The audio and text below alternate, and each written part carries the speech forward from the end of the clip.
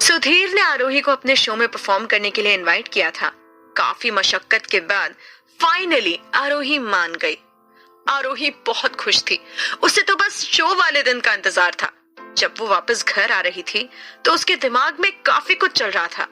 तभी वो अपने मन में बोली, यार मैंने हाँ तो कर दी है, पर ये बात शिवाय को कैसे बताऊंगी? शिवाय शायद मुझे वहां जाने की परमिशन ना दे। ओह गॉड, अब मैं क्या करूं? आरोही पूरे रास्ते यही सोच रही थी कि वो शिवाय को इतनी बड़ी बात कैसे बताएगी, कैसे वो उसे कन्फ्रंट करेगी। पर एंड में उसने यही डिसीजन लिया कि वो शिवाय को इस शो के बारे में कुछ नहीं बोलेगी। वैसे भी ये शो जयपुर में ही होने वाला था, तो उसके लिए ज्यादा प्रॉब्लम वाली बात नहीं होगी। ऐसे ही 3 दिन निकल गए। उन लोगों ने फोन पर ही सारी डिस्कशंस कर ली। आरोही भी शिवाय के ऑफिस के जाने के बाद घर पर ही रहकर प्रैक्टिस करती रही।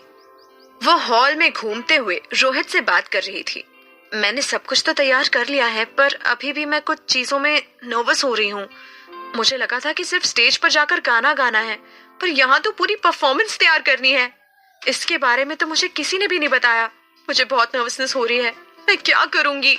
रोहित ने उसे बड़ी शांति से समझाते हुए कहा, आरोही तुम्हें कुछ नहीं करना है, बस थोड़ी सी एक्टिंग ही तो करनी है। तुम्हारा स्लॉट ज्यादा बड़ा नहीं है। स्टेज पर हमें बस अपने गाने को रिप्रेजेंट करना है। देखो, अगर हम स्टोरी लाइन नहीं देखेंगे तो लोगों को गाना कैसे समझ में आएगा? ठीक है, मैं कोशिश करके देखती हूँ। आरोही कॉल कट करने ही वाली थी कि तभी रोहित ने तुरंत पूछा, अच्छा क्या तुमने शिवाय को इसके बारे में बताया? उसने तुम्हें परमिशन दे दी?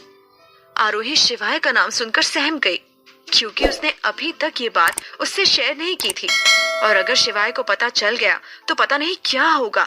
आरोही ने अपना गला साफ करते हुए कहा, नहीं, मैंने अभी तक उन्हें कुछ नहीं बताया है, पर मैं बता दूंगी। अभी आरोही फोन पर बात कर ही रही थी कि ठीक उसी वक्त राज पीछे से आ गया। उसने जल्दी से पूछा, क्या बताना है भैया को?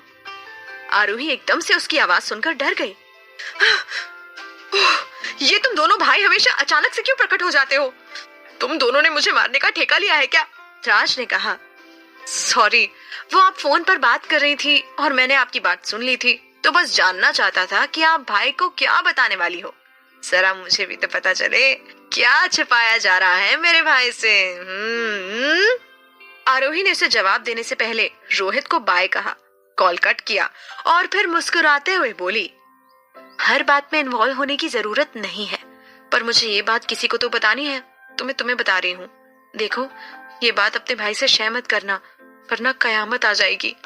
राज अब और भी ज्यादा एक्साइटेड हो रहा था। अब तो उसे जानना ही था कि आरोही क्या करने वाली है। उसने जल्दी से पूछा, जल्दी बताओ भाभी, क्या प्लान है? अब कौन सा बड़ा धमाका करने वाली हो आप? आरोही ने वैसे तो राज को बताने से पहले 2 बार सोचा कि उसे ये बात बतानी चाहिए भी या नहीं, पर फिर उसे लगा कि अगर शिवाय को पता चल गया तो एटलीस्ट उसे बचाने वाला कोई तो होगा। यही सोचकर वो बोली, मैं ना फेमस सिंगर सुधीर शर्मा के लाइव सिंगिंग शो में परफॉर्म करने वाली हूँ। तुम्हें पता है, मैं उसमें गाना गाने के साथ साथ एक्टिंग भी करूंगी, और सबसे बड़ी बात, उस शो में Indo American singer Mihir Jones भी आ रहे हैं। मैं तो उनसे मिलने के लिए बहुत एक्साइटेड हूँ। सिर्फ उन्हीं के लिए मैंने इस शो के लिए हाँ किया। राज भी बड़ी खुशी से बोला, वाह भाभी, आप तो बड़े बड़े प्लान बनाने लगी हैं। चलो अच्छा है, मुझे बड़ी खुशी हो रही है कि आप इतने बड़े स्टेज पर परफॉर्म करने वाली हैं। मैं आपको देखने के लिए जरूर आऊंगा। पर आपने सोचा है अगर भाई को पता चल गया तो क्या होगा? वही तो मैं सोच रही हूँ कि क्या होगा जब शिवाय को इसके बारे में पता चलेगा। आरोही नर्वस होते हुए बोली, मेरी तो शिवाय को बताने की हिम्मत ही नहीं हो रही है। मैंने तो सोचा है कि उन्हें इसके बारे में कुछ नहीं बताऊंगी। वैसे भी शिवाय को इन सब से क्या लेना देना, वो तो ऑफिस में ही रहेंगे। उसकी पूरी बात सुनकर राज ने कहा, ठीक है, ऑल द बेस्ट।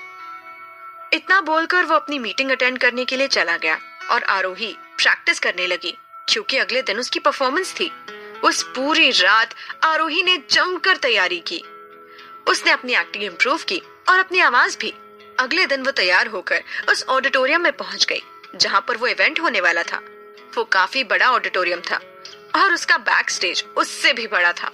आरोही को वहां जाते ही रोहित मिल गया। रोहित उसे वहां देखकर खुश हुआ। OMG, तुम तो आ ही गई। मुझे तो लगा था कि तुम हम लोगों को धोखा देकर आओगी ही नहीं। आरोही ने कहा, मैं आपके जैसी नहीं हूँ, मैं लोगों को धोखे में नहीं रखती। वैसे मुझे चेंज कहाँ पर करना है? मैं देख रही हूँ कि यहाँ पर हर कोई शायद इसी की प्रैक्टिस कर रहा है। रोहित वहाँ पर काफी टाइम से आता जाता रहा था, तो उसे बहुत लोग जानते थे। वहाँ की लड़कियां तो रोहित पर मरती थी, पर जब उन्होंने ये देखा कि आरोही रोहित से चिपक के बात कर रही है, तो ये बात उन्हें जरा भी पसंद नहीं आई। स्पेशली जो फीमेल लीड थी, उसका मन तो कर रहा था कि वो आरोही का गला दबा दे। आरोही रोहित से बात करने के बाद ग्रीन रूम में आ गई, जहाँ पर उसके कपड़े थे, पर वहाँ पर काफी सारे कपड़े एक साथ टंगे हुए थे, जिसे देखकर वो कंफ्यूज हो गई थी कि उसे कौन से पहनने हैं। वो सारी ड्रेसेस को देखते हुए बोली, समझ नहीं आ रहा कि इनमें से मेरी वाली ड्रेस कौन सी है। इन्होंने तो इस पर टैग भी नहीं लगा रखा। मैं क्या करूं? किससे पूछूं? वो अपनी ड्रेस को लेकर कंफ्यूजन में थी। पर उसी वक्त एक लड़की उसके साइड में आकर खड़ी हो गई। उसने बड़ी बेरुखी से पूछा, शायद तुम वही टेम्पररी एक्टर हो ना, जिसे मास्टर जी ने एंड टाइम पर हायर किया है ना? आरोही को उस लड़की के बात करने के तरीके से ही समझ में आ गया था कि वो उसके यहाँ आने से खुश नहीं है, पर वो कुछ नहीं कर सकती थी। तो उसने भी हल्की सी स्माइल देते हुए कहा, हाँ मैं ही हूँ वो। क्या तुम प्लीज मुझे मेरी ड्रेस बता सकती हो? मैं यहाँ पर नहीं हूँ तो मुझे कोई आइडिया नहीं है। उस लड़की ने आरोही को एक अलग से ही ड्रेस निकाल कर दी, जो बिल्कुल साइड में रखी हुई थी। वो ड्रेस बाकियों से काफी डिफरेंट भी लग रही थी।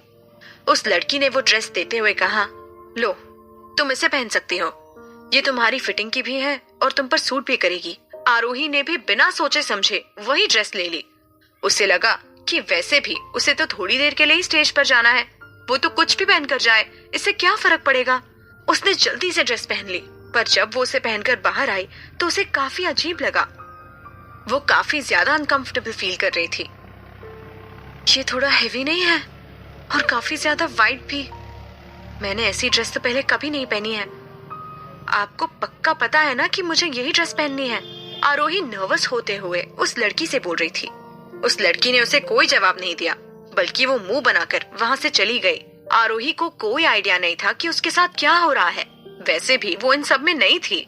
वो अपनी परफॉर्मेंस के लिए तैयार थी, और इससे भी ज्यादा वो मिहिर से मिलने के लिए एक्साइटेड थी। वो शो शुरू होने का इंतजार कर रही थी, पर उसी वक्त सुधीर काफी टेंशन में वहां पर आ गए। उन्होंने अपने पूरे ग्रुप को इकट्ठा कर लिया। फिर वो अपसेट होते हुए बोले, मुझे आप सबको ये बताते हुए अफसोस हो रहा है कि मिहिर हम सबके बीच में मौजूद नहीं रह पाएंगे। उन्हें कोई बहुत इंपॉर्टेंट काम आ गया है और उसकी वजह से उन्होंने यहाँ पर आना कैंसिल कर दिया। पर हमारा शो अभी भी कंटिन्यू रहेगा। बाहर मेहमान आना शुरू हो गए हैं, तो सभी लोग टाइम से रेडी रहना। इतना बोलकर सुधीर वहां से चले गए। सब लोग वापस अपनी प्रैक्टिस में लग गए थे, पर एक इंसान थी जो अभी भी पूरी तरह से शॉक में थी। जी हाँ, आरोही। वो जिस इंसान के लिए इस शो में आई थी वही नहीं आ रहा था। आरोही को अब अपने डिसीजन पर रिग्रेट होने लगा। भगवान जी भी अच्छा मजाक करते हैं मेरे साथ। मुझे लगा था मैं मिहिर से मिलूंगी, पर यहाँ तो मेरे सारे सपनों पर ही पानी फिर गया। ऊपर से मैंने इस शो में पार्टिसिपेट भी कर लिया है। हे भगवान, क्यों मेरे साथ ही क्यों? आरोही खुद से ही बात कर रही थी, पर अब उसके पास कोई दूसरा ऑप्शन भी नहीं था। अब चाहे मिहिर आए या ना आए, उसे स्टेज पर तो परफॉर्म करना ही था। अब चाहे कुछ भी हो जाए, वो वहां से नहीं भाग सकती थी। आरोही स्टेज पर लोगों को आते हुए देख रही थी, तो वहीं बैक स्टेज के कॉर्नर से उसे एक आदमी की परछाई दिखी। उसे लगा कि शायद वही आदमी है जिसे उसने रेस्टोरेंट के बाहर देखा था। आज तो इसे मैं छोड़ूंगी नहीं।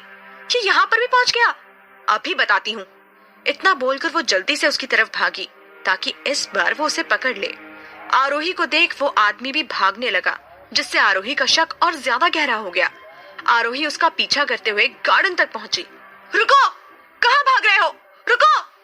अचानक से वह आदमी रुक गया। आरोही हल्का सा डरने लगी। वो खुद को प्रिपेयर कर रही थी, पर जैसे ही सामने वाले ने मुड़कर पीछे देखा, तो वहां मामला कुछ और ही निकला। दरअसल ये वो आदमी नहीं था जिसे आरोही बहरूपिया समझ रही थी। ये तो उन्हीं के प्ले का मेंबर था। उस आदमी ने पूछा, क्या हुआ? आप मेरा पीछा क्यों कर रहे हैं?